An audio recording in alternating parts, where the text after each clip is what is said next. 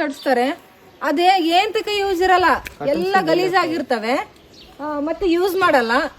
ಕೆಲವೊಂದ್ ಕಡೆ ಏನೇನೋ ಹಾಕಿರ್ತಾರೆ, ಇನ್ನೊಂದ್ ಕಡೆ ಅಲ್ಲಿ ಕೆಲವೊಂದು ಶಾಲೆಗಳಲ್ಲಿ ಶಿಕ್ಷಕರು ಹೋಗಕ್ಕಷ್ಟೇ ಟಾಯ್ಲೆಟ್ ಚೆನ್ನಾಗಿರುತ್ತೆ, ಅದನ್ನ ಮಾತ್ರ ಕ್ಲೀನ್ ಮಾಡಿಸ್ಕೋತಾರೆ.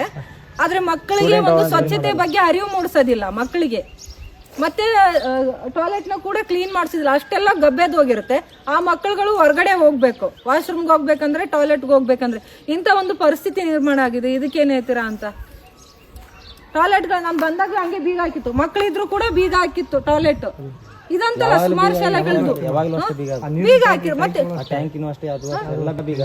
ಅದು ಇನ್ ಯಾಕಿರೋದು ಅಂತಂದ್ಬಿಟ್ಟಲ್ವಾ? ಇಷ್ಟು ದೊಡ್ಡ ಗ್ರೌಂಡ್ ಇದೆ, ತುಂಬಾ ದೊಡ್ಡ ಗ್ರೌಂಡ್ ಇದೆ ಅಣ್ಣ. ಕೆಲವೊಂದ್ ಕಡೆ ನಮ್ಗೆ ಹೊಟ್ಟೆ ಉರಿಯುತ್ತೆ, ಶಾಲೆಯಲ್ಲಿ ಮಕ್ಕಳಿಗೆ ಆಟ ಆಡಕ್ಕೆ ಗ್ರೌಂಡ್ ಇರೋದಿಲ್ಲ, ಇಷ್ಟು ದೊಡ್ಡ ವಿಶಾಲವಾದ ಮೈದಾನ ಇದೆ. ಮತ್ತೆ ಕೆಲವೊಂದು ಬಿಲ್ಡಿಂಗ್ಗಳು ಎಲ್ಲೆಲ್ಲೆಲ್ಲೋ ಕಟ್ಬಿಡ್ತಾರೆ, ಇಲ್ಲಿ ನೋಡಿ ಮಧ್ಯದಲ್ಲಿ ಕಟ್ಟಿದರೆ ಜಾಗ ಹಿಡ್ಕೊಂಡ್ಬಿಡುತ್ತೆ. ಅದಕ್ಕೊಂದು ಪ್ಲಾನ್ ಕೂಡ ಇರೋದಿಲ್ಲ.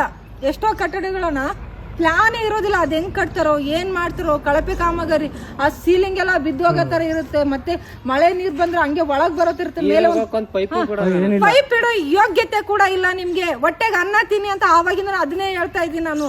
ಹೊಟ್ಟೆಗೆ ಅನ್ನ, ನಾನು ವಿನಯಪೂರ್ವಕವಾಗಿ ಮನವಿಯನ್ನ ಮಾಡ್ತಾ ಇದೀನಿ, ದಯವಿಟ್ಟು ಈ ತರ ಕಚಡ ಕೆಲಸ ಮಾಡ್ತಾ ಇದ್ರಲ್ಲ, ಹೊಟ್ಟೆಗೆ ಅನ್ನನ ತಿನ್ನೋ ಪ್ರಯತ್ನವನ್ನ ಮಾಡಿ.